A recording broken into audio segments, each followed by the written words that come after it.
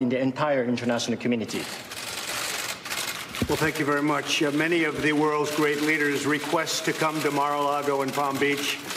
They like it. I like it. We're comfortable. We have great relationships. As you remember, we were here, and President Xi of China was here. And when we do it, it was originally built as the Southern White House. It was called the Southern White House. It was given to the United States.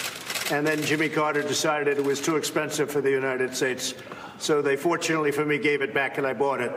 But we are, who would have thought it was a circuitous route, but now it is indeed the Southern White House. And again, many people want to be here. Many of the leaders want to be here. They request specifically.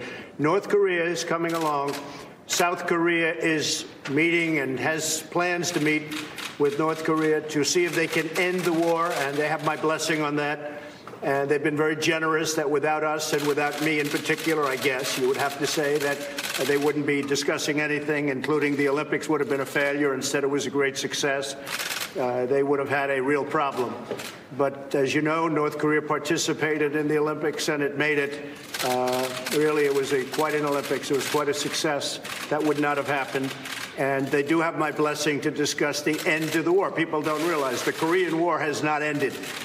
It's going on right now, and they are discussing an end to the war. So subject to a deal, they would certainly have my blessing, and they do have my blessing to discuss that. Japan and ourselves are locked, and we are very unified on the subject of North Korea. We will probably be, depending on the various meetings and conversations, we'll be having meetings with Kim Jong-un very soon. It'll be that'll be taking place probably in early June or a little before that, assuming things go well. It's possible things won't go well and we won't have the meetings, and we'll just continue to go along this very strong path that we've taken. But we will see what happens.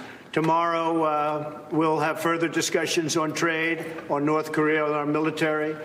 Japan is buying a tremendous amount of military equipment from the United States, which is good. And as you know, we're buying a lot of cars and a lot of other things from Japan. But we are each buying a lot, but we still have to talk about trade. And the Prime Minister understands that. We're going to sneak out tomorrow morning and play a round of golf if possible.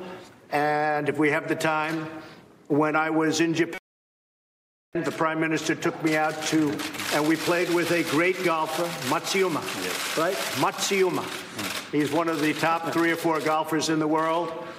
And I always thought I was okay at golf, but then I realized we're not so good. So he was really great and very special. And I also, just in ending, I want to congratulate you.